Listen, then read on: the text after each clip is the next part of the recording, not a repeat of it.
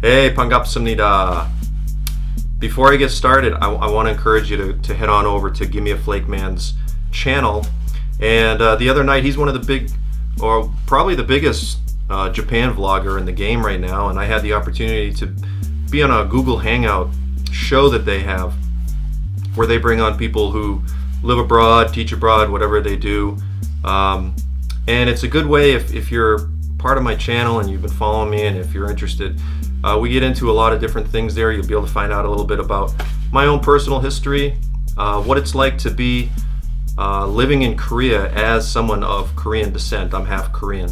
And also, even further, someone who is of North Korean descent. My mother is born in North Korea back in the day. And we also talk about the whole relationship with South Korea and Japan and just North Korea in general. So if you get a chance, go check it out. I think the show is called 2.5 Oyahis, or yeah, I think that's how it's pronounced. But it's a show with Gimme a Flake Man Victor, and also an individual named, his channel is Hiko Simon, or maybe it's Hiko Simon. Anyway, it was a fun time. The hour went by really quickly. I think you'll enjoy it too, so check it out. Anyway, back to South Korea. If any of you read the news or listen to the news, watch the news or anything like that, you're probably going to be aware, and if you follow Korea, that South Korea and North Korea are planning on some family reunions to take place this month. I think the 20th, between the 20th and the 25th. And that's a really great thing. There were still families today that were separated by the war, and this is a chance 50, 60 years later to be reunited with them if they're fortunate enough. So that's a great thing, but the problem is North Korea, nothing can go without North Korea throwing a wrench in the mix. So North Korea is threatening that if South Korea and the United States go through their periodic normal military drills, joint military drills, that they're going to cancel these reunions. So there you have it. North Korea always finds a way to like flex its muscles at the most opportune time, or the most opportune time they would think of, but it's like the worst timing. You know, this has nothing to do with the military per se. I guess it does, because it's a result of an ongoing war between the two nations, but it's unfortunate because it's really impacted the people in North Korea in this way. As you probably are aware of, malnourishment is a big ordeal there, and it's not that everybody in North Korea is starving or anything like that, but there is a high percentage of severely malnourished people, and especially the children. And apparently South Korea was sending food aid for quite a long time, and they had stopped several years ago, apparently sometime around 2008. And also Microsoft, Bill Gates, has pulled out of the whole food aid game to North Korea just because of the way that they act with all the saber rattling and all the threats and all the weirdness and the way that the people are treated, as well as like the dissemination of all the food that is being given and supplies. See, people are kind of getting hip to the game of what North Korea is doing, particularly South Korea. They're aware that these resources are going into the country, and they're being used up by the wrong people. They're being used up by the elite, by government regime individuals and military officers and things like that, which probably a lot of them are the same people. So now the question becomes, you know, the people are still starving in there.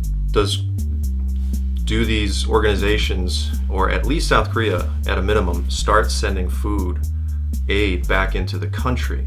And after, if I were you listening to what I just said, I would say no. You know, it's reported that the average 11-year-old in North Korea is somewhere like 20% shorter and weighs like 30 to 40% less than their South Korean counterpart.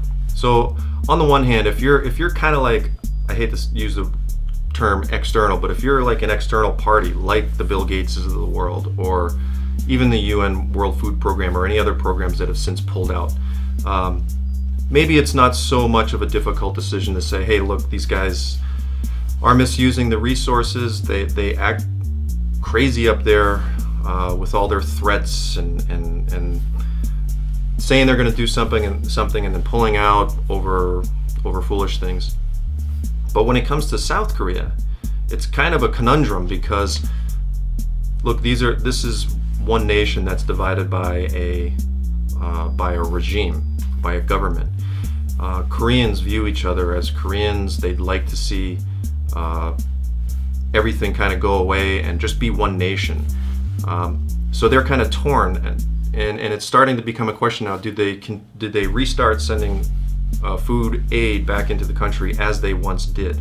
I guess a lot of the opinion depends on where you are in the world and where you are in life, really, and how you kind of view all this stuff, and maybe what nation you're from, and maybe what your ethnic background is. Maybe some of that, all that has some effect on your opinion on all this. But I'd like to know, if you watch this video, what's your opinion on whether or not Korea should send aid back into North Korea?